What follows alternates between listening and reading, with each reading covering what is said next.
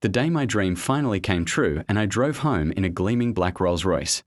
I could barely keep the grin off my face, but of course the second I pulled into my driveway, Karen from the HOA came storming across the street like a tornado, screaming that cars like mine didn't fit the community aesthetic and that she had the authority to have it removed, which made zero sense because it was parked neatly in my own garage, but she didn't care. She called me a show-off and even threatened to fine me $10,000, so I laughed and told her to mind her own business, but that only made her angrier. The next morning I walked outside and found Karen standing in my driveway with 2 HOA board members snapping photos of my Rolls and claiming it was illegally modified.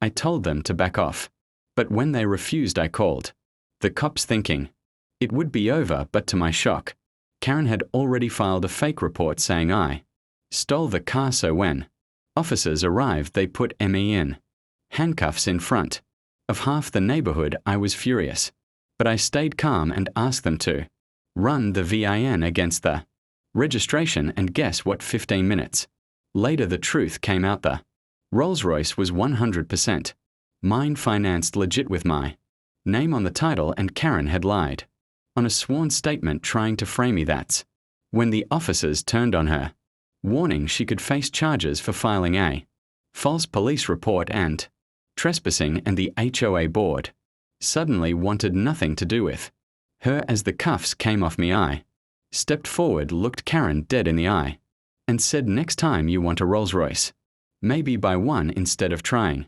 to steal mine. And the crowd that had gathered actually applauded, while Karen stomped off red-faced and humiliated. And the best part, she lost her HOA position within a week for dragging the community into her lies. So yeah, I may have been in handcuffs for 10 minutes, but watching Karen get roasted was worth every second. And if you loved seeing her crash and burn, then smash that subscribe button, because trust me, the next revenge story is even crazier.